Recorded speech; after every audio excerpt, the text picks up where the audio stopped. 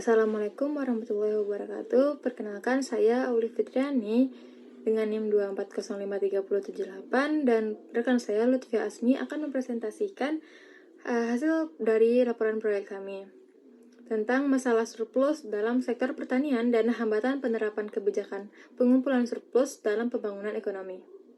Yang pertama yaitu latar belakang. Sektor pertanian berperan strategis dalam ekonomi Indonesia, namun sering menghadapi masalah surplus hasil produksi yang tidak dikelola dengan baik.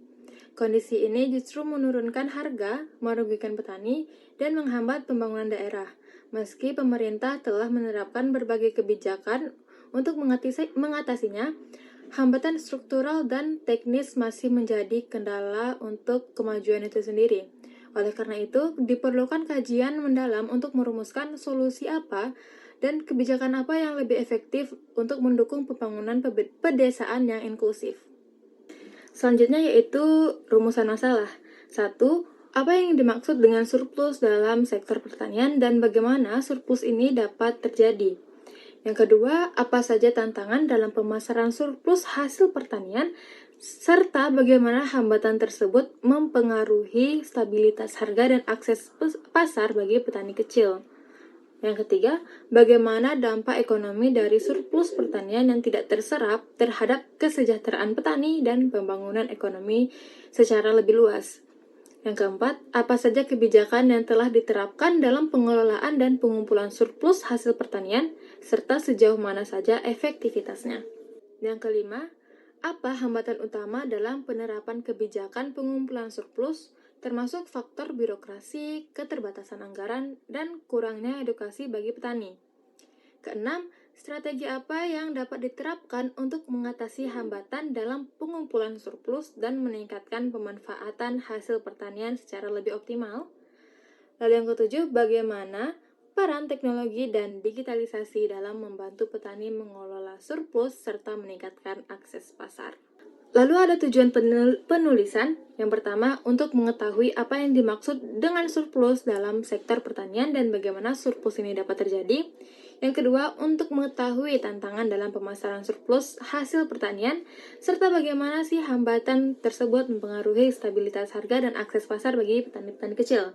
Yang ketiga, untuk mengetahui dampak ekonomi dari surplus pertanian itu sendiri yang tidak dapat terserap terhadap kesejahteraan petani dan pembangunan ekonomi secara lebih luas. Yang keempat, untuk mengetahui kebijakan yang telah diterapkan dalam pengelolaan dan pengumpulan surplus hasil pertanian, serta sejauh mana aktivitasnya. Yang kelima, untuk mengetahui hambatan utama dalam penerapan kebijakan pengumpulan surplus, termasuk faktor birokrasi, keterbatasan anggaran, dan kurangnya edukasi bagi petani.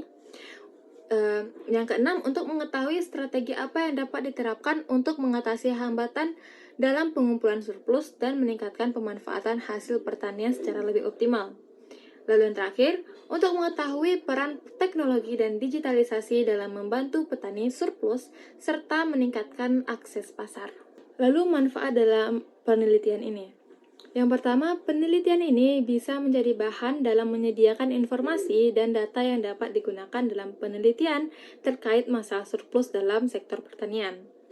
Yang kedua, penelitian ini bisa menjadi bahan untuk mengkaji efektivitas kebijakan pemerintah dalam menangani masalah surplus dalam sektor pertanian.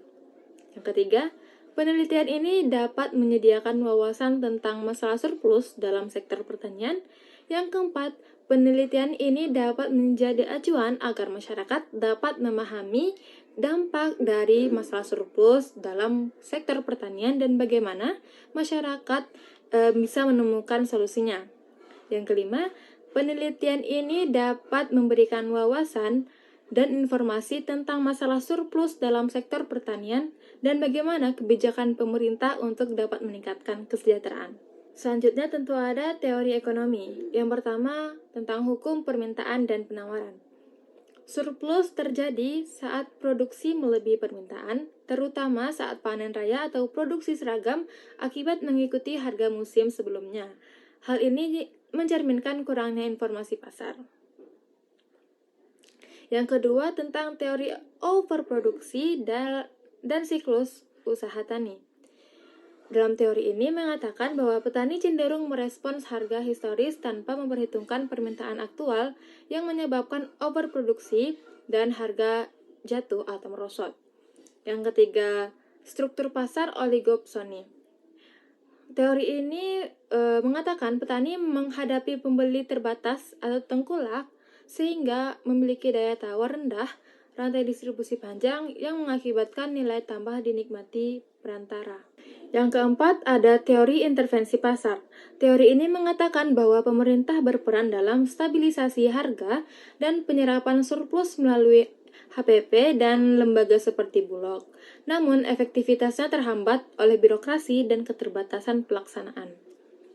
Yang kelima, ada teori kelembagaan yang mengatakan bahwa koperasi dan institusi lokal penting dalam memperkuat posisi petani.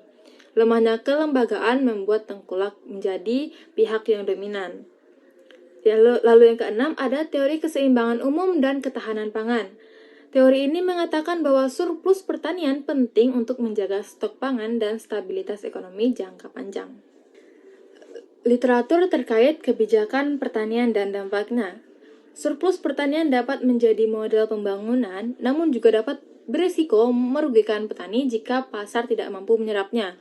Ketimpangan akses pasar, terutama akibat bias terhadap wilayah perkotaan, membuat petani-petani kecil kesulitan untuk menjual hasil panennya. Dewart menekankan pentingnya institusi dan kebijakan pasar yang terkoordinasi, sementara FAO menyoroti perlunya kebijakan adaptif dan teknologi untuk mengatasi volatilitas harga. Kesimpulannya, penanganan surplus harus mencakup penguatan pasar, kebijakan yang responsif, serta pemberdayaan petani melalui edukasi dan inovasi teknologi. Materi selanjutnya akan dijelaskan oleh teman saya. Baik, saya akan melanjutkan materi yang disampaikan oleh Olia. Itu metode pengumpulan data. Penelitian ini menggunakan data sekunder sebagai sumber utama untuk menganalisis surplus di sektor pertanian dan hambatan dalam penerapan kebijakan pengumpulan surplus. Data yang kami kumpulkan yaitu diperoleh yang pertama dari Badan Pusat Statistik atau BPS yang mencakup data produksi, volume surplus, harga pasar, dan distribusi hasil pertanian. Yang kedua yaitu dari sumber dan kebijakan pemerintah seperti kebijakan harga minimum, pengelolaan stok pangan oleh Bulog, dan program pengumpulan surplus. Selanjutnya yaitu publikasi akademik dan riset terdahulu yang membahas teori ekonomi pertanian dan evaluasi kebijakan terkait. Selanjutnya ada organisasi internasional seperti FAO, yaitu memberikan sudut pandang global mengenai surplus pertanian dan fluktuasi harga pangan. Selanjutnya yaitu teknik analisis. Analisis yang pertama ada analisis deskriptif, yaitu digunakan untuk menggambarkan kondisi surplus pertanian, produksi, pemasaran, harga, dan kebijakan. Data dianalisis secara kuantitatif dan disajikan dalam bentuk tabel, grafik, dan narasi. Yang kedua yaitu analisis SWOT, yaitu menganalisis kekuatan, kelemahan, peluang, dan ancaman dalam kebijakan pengumpulan surplus, termasuk hambatan birokrasi, anggaran, dan faktor pasar.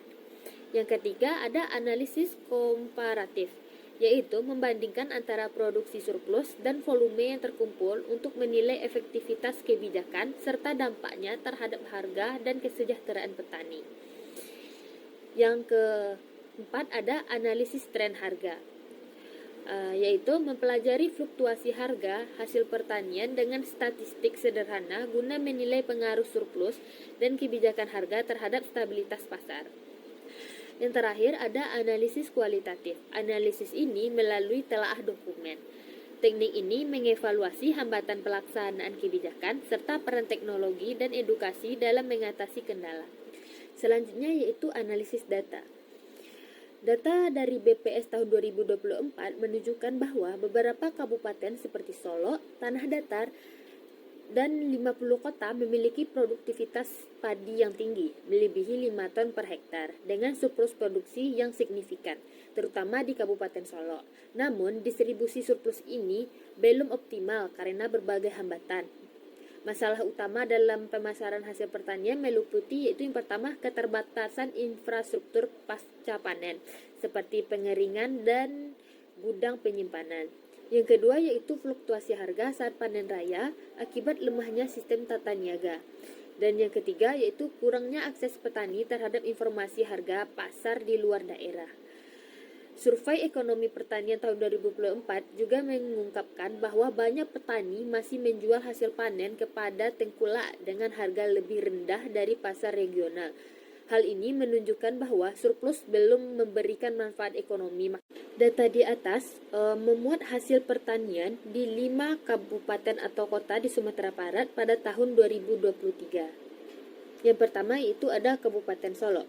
Kabupaten Solok mencatat produksi tertinggi pada tahun 2023 dengan 320.000 ton gabah kering giling, berasal dari 57.000 hektar lahan sawah, dengan produktivitasnya 5,65 ton per hektar. Ini menunjukkan tingkat efisiensi dan hasil panen yang tinggi. Yang kedua yaitu ada tanah datar dan 50 kota. Masing-masing dari kabupaten ini menghasilkan 260.000 ton dan 240.000 ton hasil pertanian dengan produktivitas keduanya di atas 5 ton per hektar, menandakan potensi surplus signifikan di kedua wilayah tersebut. Yang ketiga ada Kabupaten Agam dan Pesisir Selatan.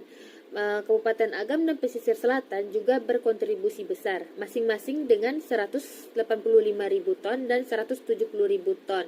Meskipun produktivitasnya sedikit lebih rendah, yaitu sekitar 4,7 ton per hektar. Data ini mencerminkan bahwa tahun 2023 beberapa wilayah sentra produksi padi di Sumatera Barat mengalami surplus pertanian. Namun distribusi surplus ini tidak berjalan optimal karena persoalan infrastruktur dan akses pasar, sebagaimana juga ditunjukkan dalam survei ekonomi pertanian SEP yang dilakukan oleh BPS. Selanjutnya yaitu analisis hambatan. Kebijakan pengumpulan dan stabilitas surplus seperti penyerapan gabah dan bulog masih mengalami hambatan struktural, antara lain yaitu yang pertama, kapasitas penyerapan terbatas. Hanya sebagian kecil hasil panen yang dapat dibeli pemerintah. Sisanya tergantung pada pasar bebas yang merugikan petani kecil. Yang kedua yaitu kurangnya integrasi antar daerah.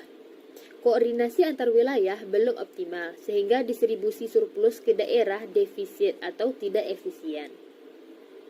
Yang ketiga yaitu rendahnya partisipasi petani dalam kelembagaan. Banyak sekali petani yang tidak tergabung dalam koperasi atau gapoktan yang dapat menyalurkan surplus secara kolektif. Selanjutnya yaitu minimnya data real time. Ketidakadaan data dinamis menghambat respon cepat pemerintah dalam masa panen. Secara keseluruhan, surplus padi di Sumatera Barat belum dimanfaatkan maksimal sebagai potensi ekonomi, bahkan berisiko menurunkan harga dan merugikan petani tanpa sistem distribusi dan pemasaran yang adil. Oke, next. Berikutnya ada interpretasi hasil. Kabupaten Solok mencatat produksi padi tertinggi sebesar 320.000 ton dengan produktivitas 5,65 ton per hektar, menunjukkan efisiensi lahan yang baik. Tanah datar dan 50 kota juga menunjukkan potensi pertanian yang kuat dengan produksi masing-masing 260.000 dan 240.000 ton, serta produktivitasnya di atas 5 ton per hektar. Kabupaten Agam dan Pesisir Selatan turut berkontribusi, meski produksinya lebih rendah, yaitu 185.000 dan 170.000 ton, dengan produktivitas sekitar 4,7 ton per hektar. Meskipun surplus produksi menjanjikan, hambatan seperti keterbatasan infrastruktur dan akses pasar menghambat distribusi optimal, yang pada akhirnya dapat menurunkan pendapatan petani dan menyebabkan ketidakseimbangan distribusi pangan. Berikutnya ada relevansi terhadap pembangunan ekonomi. Yang pertama, ketahanan pangan dan kesejahteraan petani. Tingginya produksi padi berkontribusi pada ketahanan pangan lokal dan nasional. Dengan hasil panen yang surplus, daerah-daerah tersebut dapat memenuhi kebutuhan pangan masyarakatnya sendiri dan bahkan menyuplai ke daerah lain. Ini mendukung stabilitas harga pangan dan mengurangi ketergantungan impor. Yang kedua yaitu pengembangan infrastruktur. Hambatan distribusi akibat kurangnya infrastruktur seperti jalan, transportasi, dan fasilitas penyimpanan mengindikasikan perlunya investasi pembangunan infrastruktur pertanian. Peningkatan infrastruktur akan memperlancar alur distribusi hasil panen, menekan biaya logistik, dan meningkatkan daya saing produk pertanian di pasar regional maupun nasional. Yang ketiga yaitu penguatan ekonomi lokal. Produktivitas padi yang tinggi menunjukkan potensi ekonomi yang bisa dioptimalkan untuk meningkatkan pendapatan petani dan kesejahteraan masyarakat rural. Pembangunan ekonomi berbasis pertanian akan mendorong pertumbuhan ekonomi lain seperti pengelolaan hasil pertanian, perdagangan, dan jasa pendukung. Yang keempat ada diversifikasi ekonomi dan pengurangan kemiskinan. Dengan hasil panen yang stabil dan produktivitas yang baik, daerah-daerah tersebut dapat mengembangkan program diversifikasi usaha tani atau agroindustri yang lebih luas, membuka lapangan kerja baru, dan mengurangi tingkat kemiskinan di wilayah pertanian. Yang terakhir yaitu pembangunan berkelanjutan. Efisiensi produktivitas lahan yang tercermin dalam data menjadi indikator penting bagi pembangunan ekonomi berkelanjutan dengan pemanfaatan sumber daya alam secara optimal tanpa merusak ekosistem, sehingga keberlanjutan produksi pangan dapat dijaga untuk jangka panjang. Berikutnya yaitu rekomendasi bagi stakeholder. Yang pertama ada rekomendasi untuk pemerintah daerah dan provinsi. Pemerintah daerah dan provinsi dapat meningkatkan anggaran infrastruktur pertanian dan transportasi. Lalu, pemerintah daerah juga dapat mengadakan pelatihan untuk meningkatkan kapasitas teknik pertanian serta fasilitas permodalan berbunga ringan. Selanjutnya, pemerintah juga dapat mendorong kolaborasi petani, pelaku usaha, dan lembaga riset dalam inovasi pertanian. Yang kedua ada BPS dan instansi terkait. BPS dan instansi terkait dapat menyediakan data pertanian yang akurat dan terkini, lalu mengembangkan sistem informasi yang mudah diakses petani dan pelaku pasar. Berikutnya ada pelaku usaha dan agroindustri. Pelaku usaha dan agroindustri yang pertama dapat membangun kemitraan dengan petani untuk meningkatkan produksi. Yang kedua, dapat melakukan investasi dalam pengolahan dan pemasaran hasil pertanian agar bernilai tambah. Berikutnya ada rekomendasi untuk masyarakat petani dan kelompok tani. Masyarakat tani dan kelompok tani dapat aktif dan ikut pelatihan serta menerapkan teknologi modern dalam pertaniannya. Dan yang kedua yaitu membentuk koperasi untuk memperkuat posisi tawar. Dan yang terakhir ada lembaga keuangan dan perbankan. Lembaga keuangan dan perbankan yang pertama dapat menawarkan kredit sesuai dengan kebutuhan sektor pertanian. Yang kedua yaitu mendorong inklusi keuangan untuk memudahkan akses modal usaha. Baik, yang terakhir adalah kesimpulan. Surplus padi di wilayah seperti Solo, Tanah Datar, dan 50 kota mencerminkan potensi besar untuk ketahanan pangan. Namun, belum berdampak maksimal pada kesejahteraan petani akibat hambatan infrastruktur, informasi pasar, dan distribusi. Kebijakan pemerintah juga belum optimal karena daya serap yang terbatas dan lemahnya koordinasi. Untuk memaksimalkan potensi surplus ini, dibutuhkan kebijakan terintegrasi melalui penguatan infrastruktur, penyimpanan, dan digitalisasi pemasaran, serta pelatihan dan penguatan kelembagaan petani. Dengan pengelolaan yang tepat, surplus dapat menjadi penggerak ekonomi pedesaan yang inklusif dan berkelanjutan.